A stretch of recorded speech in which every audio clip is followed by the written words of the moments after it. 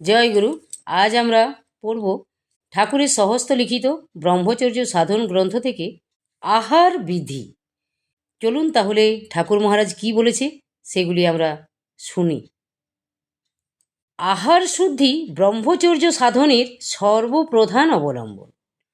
শরীরের জন্য এবং মনের জন্য যাহা গ্রহণ করা যায় তাহার নাম আহার। শরীরের জন্য খাদ্য ও মনের জন্য বিষয় অর্থাৎ ইন্দ্রিয়গ্রাহ্য বস্তু সম্বন্ধীয় চিন্তা যথা রূপ, রস, গন্ধ, শব্দ, স্পর্শ ইত্যাদি গ্রহণ করা যায়। অতএব আহার শুদ্ধি বলিলে সাত্ত্বিক খাদ্য ও সাত্ত্বিক চিন্তা বুঝিবে। এই উভয়বিধ আহার পরস্পরা সাপেক্ষ, অর্থাৎ সাত্ত্বিক খাদ্য আহার না করিলে সাত্ত্বিক চিন্তারও সম্ভাবনা নাই এবং সাত্ত্বিক চিন্তার অভাবেও সাত্ত্বিক খাদ্য গ্রহণে রুচির সম্ভাবনা নাই। সাত্ত্বিক আহারই যাবতীয় সংসার দুঃখ দূরীকরণের একমাত্র উপায়। অতএব আহার শুদ্ধি বিষয়ে বিশেষ যত্ন আবশ্যক। লোভ ও কুচিন্তা পরিত্যাগ না করিলে আহার শুদ্ধির সম্ভাবনা নাই। শরীরের পুষ্টি, বল ও আরোগ্যের জন্যই খাদ্য গ্রহণ আবশ্যক। ফলত রসনার ক্ষণিক তৃপ্তি আহারের উদ্দেশ্য নহে। এই কথা স্মরণ রাখিলে লোভ সহজেই ত্যাগ করা যায়। সাত্ত্বিক খাদ্য সমাহিত চিত্তে মৌনাবলম্বন পূর্বক ভগবানের উদ্দেশ্যে নিবেদন করিয়া প্রসাদস্বরূপ ভোজন করিবে। খাদ্য দ্বারা পাকস্থলীর অর্ধেক এবং বিশুদ্ধ পানীয় দ্বারা পাদাংশ পূরণ করিবে। অবশিষ্ট পাদাংশ বায়ু সঞ্চালনের জন্য রাখিবে। ফলত আকাঙ্ক্ষা থাকিতেই ভোজন সমাপ্ত করিবে। অমাবস্যা ও পূর্ণিমার রাত্রে ভোজন করা বিদেহ নহে। একাদশী তিথিতে অন্নাহার না করিয়া একবেলা ফলমূল, দুগ্ধ ও আটা খাওয়া কর্তব্য। যে সকল খাদ্য আয়ু, সত্ত্বগুণ, বল ও আরোগ্য, সুখ এবং প্রীতি বর্ধন করে সেই সকল খাদ্যই সাত্ত্বিক, যথা দুগ্ধ, ঘৃত, শর্করা প্রভৃতি। অতি কটু, অত্যম্ল, অতি লবণ, অত্যুষ্ণ, অতি তীক্ষ্ণ, অতি রুক্ষ এবং অতি শীতলাবস্থা প্রাপ্ত রসহীন, দুর্গন্ধ, পূর্বদিন পক্ষ, উচ্ছিষ্ট প্রভৃতি অপবিত্র খাদ্যই তামসী। আর মৎস্য, মাংস, ডিম্ব, মাদক দ্রব্য, পেঁয়াজ, রসুন প্রভৃতি রাজসিক। সাত্ত্বিক খাদ্যই আহার করিবে, কিন্তু সাত্ত্বিক খাদ্য অধিক পরিমাণে গ্রহণ করিবে না। কেননা ক্ষুধা নিবৃত্তির জন্য যে পরিমাণ খাদ্য আবশ্যক তাহার অতিরিক্ত পরিমাণ দ্রব্য গ্রহণ করিলেই অনিষ্ট হইবে। সুতরাং এরূপ ক্ষেত্রে সাত্ত্বিক খাদ্য রাজসিক এবং তামসিক খাদ্যের ন্যায় কুফলজনক হইবে। এজন্য মিতাহার কর্তব্য এবং মিতাহারের জন্য আহার বিষয়ে বিশেষ সতর্ক থাকা আবশ্যক। সেই জন্যই আকাঙ্ক্ষা থাকিতে ভোজন সমাপ্ত করিবে, অর্থাৎ আরও কিছু খাইলে উদরের পাদাংশ খালি থাকিবে না, পূর্ণ হইয়া যাইবে। অতএব আর খাইব না, এইরূপ মনে করিয়াই ভোজন ক্রিয়া শেষ করিবে। মহান্ধ মানবগণ আহারের উদ্দেশ্যে বিস্তৃত হইয়া রসনার ক্ষণিক তৃপ্তি সাধন করিবার জন্য অসংখ্য দ্রব্যের খাদ্য গ্রহণে লোলুপ হয়। সেই জন্যই জগতে মানুষের অখাদ্য প্রায় কিছুই দেখা যায় না এবং তজ্জন্যই জগতে অসংখ্য রোগের প্রাদুর্ভাব দেখা যায়। যা হোক, তামসিক ও রাজসিক খাদ্য কখনো আহার করিবে না এবং সাত্ত্বিক খাদ্যের মধ্যেও অত্যল্প নির্দিষ্ট সংখ্যক আহার্য বলিয়া স্থির করিবে। নিতান্ত অভাবগ্রস্ত না হইলে সেই নির্দিষ্ট সীমা অতিক্রম করিবে না। প্রাতকৃত্যের পর কিছু ছোলা ভিজা, আদার কুচি ও লবণ একত্র মিশ্রিত করিয়া খাইবে এবং 2-4খানা বাতাসা বা একটু চিনি কিংবা মিশ্রি খাইয়া জলপান করিবে। অন্য কোনো প্রকার জলখাবার খাইবে না। এই বঙ্গদেশে ন্যূনাধিক 1 পোয়া তণ্ডুলের অন্ন উদরস্থ করিলেই মধ্যাহ্নভোজনের প্রয়োজন সম্পন্ন হয়। কেবল ঘৃত এবং দুগ্ধ দ্বারাই এই 1 পোয়া তণ্ডুলের অন্ন উদরস্থ করা যাইতে পারে। ঘৃত বা দুগ্ধের সহিত একটু চিনি বা মিশ্রি কিংবা কয়েকখানা বাতাসা মিশ্রিত করিলেই হইতে পারে। কিন্তু প্রত্যহ কেবল ঘৃত ও দুগ্ধ দিয়া অন্ন ভোজন করিলে চিরাভ্যাস বশত আহারে অরুচি জন্মিতে পারে। তজ্জন্য ঘৃত দুগ্ধ ব্যতীত অন্যান্য খাদ্যের প্রয়োজন হইবে। অতএব অন্নের সহিত আলু পটল বা আলু বেগুন কিংবা হেলেঞ্চা শাক সিদ্ধ করিয়া লইয়া তাহাতে ঘৃত ও লবণ মিশ্রিত করিয়া ভোজন করিতে পারো। মুগ, মটর, কালিকলাই বা ছোলার ডাল রসুই করিয়া অন্নের সহিত ভোজন করিতে পারো।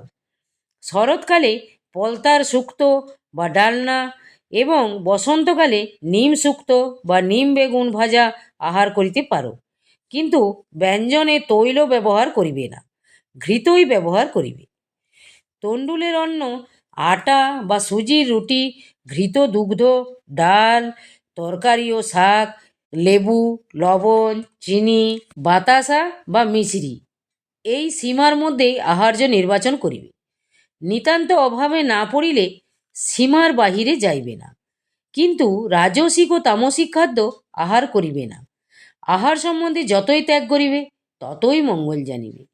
দেশের দুর্ভাগ্যবশত অধুনা ঘৃত দুগ্ধের অভাব হইয়াছে এবং তজ্জন্য দুগ্ধ ঘৃত দুর্লভ হইয়াছে। সুতরাং এরূপ স্থলে যদি সাংসারিক অবস্থা সচ্ছল না হয়, তাহা হইলে মনে করিতে পারো যে আমি গরিব লোক, ঘৃত দুগ্ধ ভোজন আমার অসাধ্য। কিন্তু এরূপ মনে করিও না, কেননা রাজসিক ও তামসিক সমস্ত ভোজ্য পরিহার করিলে তোমার যে খরচা বাঁচিয়া যাইবে, তদ্বারা তুমি অক্লেশেই ঘৃত দুগ্ধ ভোজন করিতে পারিবে। সাত্ত্বিক খাদ্যের মধ্যে ঘৃত দুগ্ধই সর্বোৎকৃষ্ট।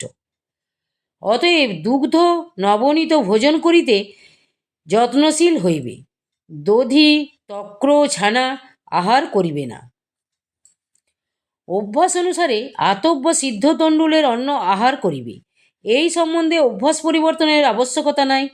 অর্থাৎ যদি তোমার সিদ্ধ তণ্ডুলের অন্ন ভোজনের অভ্যাস থাকে, তবে সিদ্ধ তণ্ডুলের অন্নই ভোজন করিবে, আতপ তণ্ডুলের অন্ন ভোজন করিবে না, কেননা তাহাতে শরীর অসুস্থ হইবার সম্ভাবনা। কিন্তু আতপ তণ্ডুলের অন্ন ভোজন করিলে যদি শরীরের গ্লানি না জন্মে, তবে আতপ তণ্ডুলের অন্নই প্রশস্ত জানিবে। ঘৃতের মধ্যে গব্য ঘৃতই প্রশস্ত, কিন্তু অভাবে মহিষ ঘৃতই ব্যবহার করিবে। পুরাতন তণ্ডুলের অন্নই প্রশস্ত, কিন্তু পুরাতন তণ্ডুল যদি কীট জীর্ণ হয় অথবা বিস্বাদ বা অম্লরস হয়, তবে তাহা ব্যবহার করিবে না। তৎপরিবর্তে নতুন তণ্ডুলের অন্নই ব্যবহার করিবে। ফলত অন্ন রুচিকর হওয়া আবশ্যক। তজ্জন্য সাগু, অ্যারারুট প্রভৃতি বিস্বাদ খাদ্য ব্যবহার করিবে না, প্রত্যুৎপ্রীতিকর খাদ্যই ভোজন করিবে। তবে আকাঙ্ক্ষা থাকিতেই ভোজন সমাপ্ত করিবে। এই মহামূল্য বাক্যটি স্মরণ রাখিবে। একাদশীর দিন তুণ্ডুলের অন্নের পরিবর্তে সুজি বা আটার রুটি আহার করিবে। যদি অসুবিধা না হয়, তবে ষষ্ঠী, একাদশী, অমাবস্যা ও পূর্ণিমা এই কয় তিথিতেই অন্নের পরিবর্তে রুটি ব্যবহার করিতে পারো। করিলে শরীরের পক্ষে বিশেষ উপকার হইবে, কিন্তু না করিলেও বিশেষ অপকার হইবে না। স্রোতস্বতী নদীর পরিষ্কৃত জল পান করাই উচিত। তদ্ভাবে প্রশস্ত সরোবরের পরিষ্কৃত জল পান করিবে।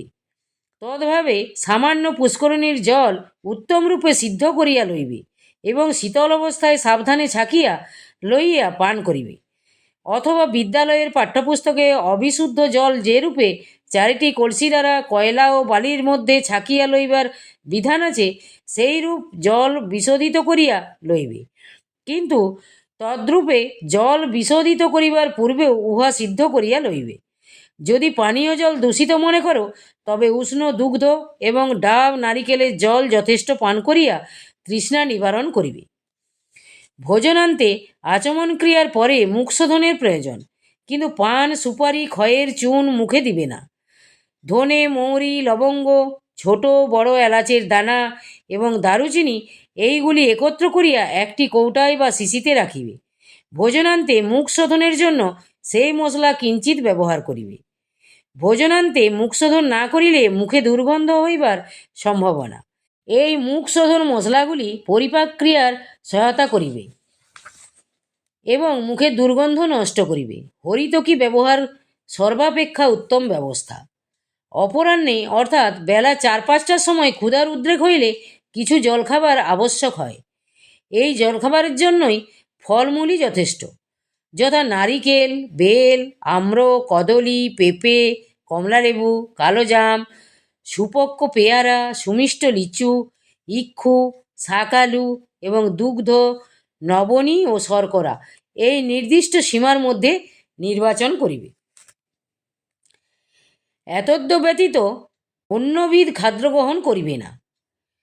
অর্থাৎ তরমুজ, শশা, কাঁঠাল, ফুটি, কুল প্রভৃতি ফল না খাওয়াই ভালো এবং দধি, তক্র, ছানা, সন্দেশ, রসগোল্লা, লুচি, কচুরি, মিঠাই প্রভৃতি ভক্ষণ করিবে না। মুড়ি, চাল, কলাই ভাজা প্রভৃতি শুষ্ক দ্রব্য ভক্ষণ করিবে না। নারিকেল শস্য চিনি মিশ্রিত করিয়া ভক্ষণ করিবে। একমাত্র নারিকেল দ্বারাই অপরাহ্নে জলখাবার পর্যাপ্ত হইতে পারে। অভাবপক্ষে অন্যান্য ফলের উল্লেখ করা হইয়াছে। রাত্রি ৮-৯টায় ক্ষুধার উদ্রেক হইলে কিছু ভোজন করা আবশ্যক, ক্ষুধার উদ্রেক না হইলে ভোজন অনাবশ্যক, এ কথা বলাই বাহুল্য। অতএব রাত্রিতে দুধ ভাত বা দুধ রুটি অল্প চিনি মিশাইয়া ভোজন করিবে, অন্য কিছু ভোজন করিবে না। যদি দুগ্ধের নিতান্ত অভাব হয় তবে মধ্যাহ্ন ভোজনের নির্দিষ্ট আহার্য সামগ্রী হইতে নির্বাচন করিবে, কিন্তু রাত্রিকালীন ভোজন অর্ধাসন হওয়া আবশ্যক, অর্থাৎ ক্ষুধা থাকিতে ভোজন সমাপ্ত করিবে।